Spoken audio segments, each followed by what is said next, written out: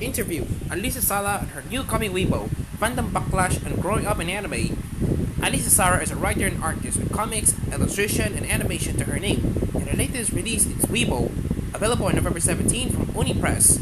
Equal parts heartfelt and humorous, the comics narrative covers everything from cosplay to identity, and Alissa was nice enough to take a moment to talk to us about what makes this book special. Video comes up as it's a very personal and honest story. How much of your our own experiences went into its development? Happy to hear that. Sincerity is definitely what I wanted to chase in this book. I'm a cosplayer and weeb, so everything is written from the heart. I think the most potent stories come from the things people pull from their lives. And if it's adapting these experiences into fantasy, the characters are all in some way a part of me. And the people I grew up with it just developed a way as I dug more into why these kids are who they are. I love that the book doesn't shy away from tough questions, even about the nature of being obsessed with everything from Japan and other conflicts and identity.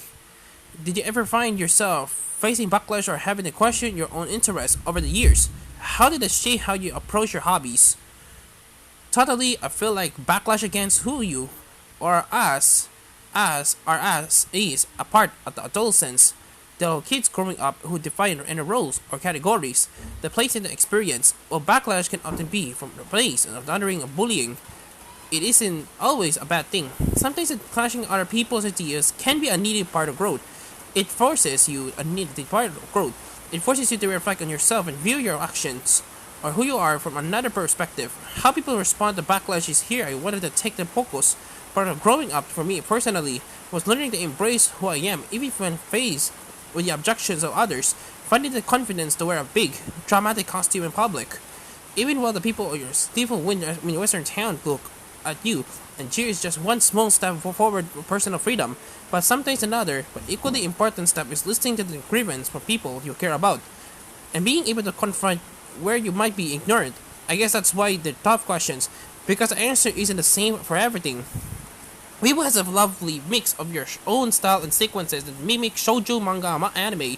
You go into the design process a bit in the book itself, but can you talk about how you approach the style of the comic? Thank you. I had a lot of fun with the style. I really wanted to give it any airy, nostalgic feel for the book while presenting a distinct kind of visual aesthetic. I know from the start I wanted to incorporate photography as a part of the imagery in the art because of the thematic idea of mixing fantasy with reality, but it took a while to nail down how I would combine everything in a cohesive way. Eventually, this leads to a mixed media style that I had a lot of fun with it. I'm a very analog artist at heart, but I do have a strong background in digital, so the mixing of the two lent itself to something that felt right from the tone. With the main anime manga style sequences, I look a show like Escaflowne that good for a more 90s look. Those were mostly digital and with painted backgrounds. To mimic the layer way in which these shows were produced, there are other places where I make reference to a lot of different styles as well. As a reminder, the anime and manga are really monolith on one type of style. Did you find yourself experimenting with different ways to tell the story visually before landing on its final look? Absolutely. As I mentioned in the previous question, it took a while to nail down the style, and this is because I spent months just experimenting with different techniques and find the visual language I wanted to use. Playing around with tools, programs, printers, effects, etc. was all I did for weeks before I started drawing the first page. This being my first long format story, I wanted to make sure I work out the kinks before diving in. Tell us a little more the journey from developing Weeaboo and getting it picked up over an Oni. I had been developing Weeaboo for about a year before I had a good page I felt comfortable with.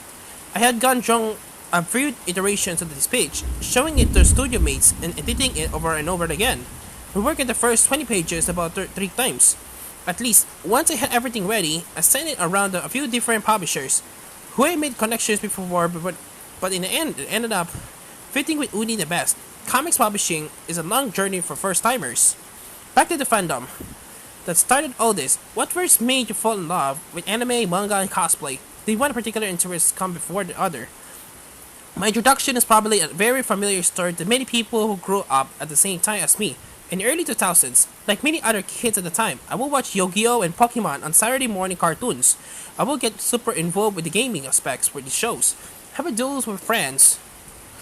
With friends outside pretending to summon monsters to fight each other. Haha, it's funny because you can see the drunk line how this turns into enjoying fandoms. You enjoy a show so much you dig into every other aspect to express it in your life.